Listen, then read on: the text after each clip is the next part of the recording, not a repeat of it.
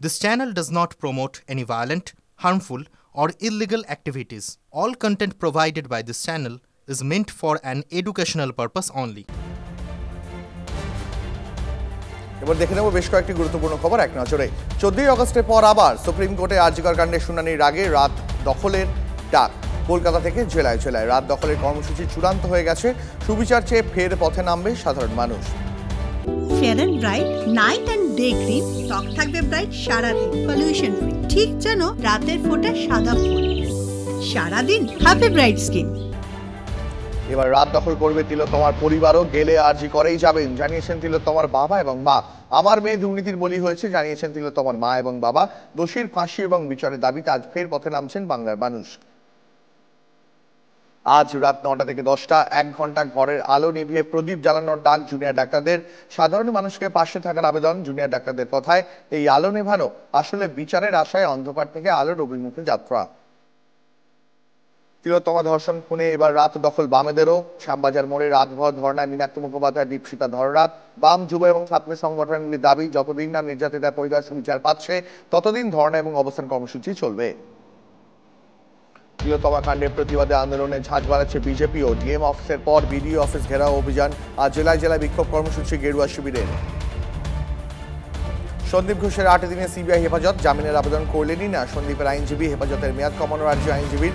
দুপক্ষের সওয়াল জবাব শুনে সন্দীপ সহ 4 জনকে 8 দিনের সিবিআই হেফাজতের নির্দেশ দিল ব্যাংশাল আদালত। অবশেষে সন্দীপ ঘোষকে সাসপেন্ডও করল স্বাস্থ্য দপ্তর। আলিপুর কোর্ট থেকে বের করার পরেই সন্দীপ ঘোষের ওপর সপাটের চর। ভিড় থেকে বেরিয়ে এসে ধৃত সন্দীপের মাথায় সপাটের চর। সন্দীপ ঘোষ সহ 4 জনকে আদালতে নিয়ে যাওয়ার সময় চোর চোর বলে স্লোগান আম জনতার। সন্দীপের দুর্নীতির অভিযোগ সংক্রান্ত নথি গায়েব। মোট 19টি নথি তলব করেছিল স্বাস্থ্য ভবন, মিলেছে মাত্র 9টি, বাকি নথি নেই। স্বাস্থ্য ভবনকে জানিয়েছে আরজিকর কর্তৃপক্ষ। টিভি9 বাংলার হাতে বিস্ফোরক সেই চিঠির প্রতিলিপি। ধর্ষণ বিরোধী বিলকে সমর্থন শুভেন্দু অধিকারীর। সমর্থন করেও রাজ্যকে চাপ বিরোধী দলনেতার। তিলোত্তমা কাণ্ডে সর্বত্র নিন্দা ঝড়, লজ্জা রাখার জায়গা নেই, তাই নজর ঘোরাতে বিল এনেছে সরকার, কটাক্ষ শুভেন্দু অধিকারীর।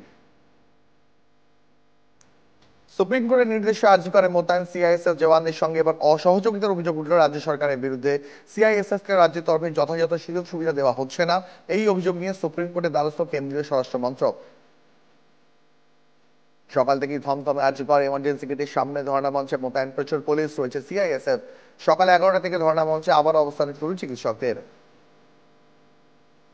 উচ্চ মাধ্যমিক পড়ুয়াদের জন্য টাকা বরাদ্দের নির্দেশ বাতিল। স্কুল শিক্ষা দপ্তরের জন্য বরাদ্দ 1333 কোটি টাকা বাতিল। ট্যাব কেনার জন্য উচ্চ মাধ্যমিক পড়ুয়াদের মাথাপিছু বরাদ্দ ছিল 10,000 টাকা। শিক্ষক দিবসের অনুষ্ঠান বাতিল করেছে শিক্ষা দপ্তর। আরজিকর কাণ্ডের জেরে কি পদক্ষেপ? বাতিল বরাদ্দ। তিলোত্তমা কাণ্ডের প্রতিবাদে রাজ্য সরকারের দেওয়া দীনবন্ধু মিত্র পুরস্কার ফেরাচ্ছেন নাট্যকার চন্দন সেন। 2017-এ চন্দন সেনকে দীনবন্ধু পুরস্কার দেয় রাজ্য। প্রতিবাদীদের একজন হয়ে বাঁচতে চাই, মন্তব্য চন্দন সেনের।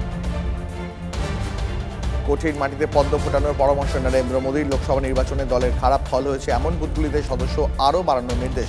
স্পষ্টই বলে দেওয়া হয়েছে, মূলত হেরে যাওয়া বা তুলনামূলক দুর্বল এলাকাগুলিতে দলের জনসংযোগ বাড়াতেই হবে।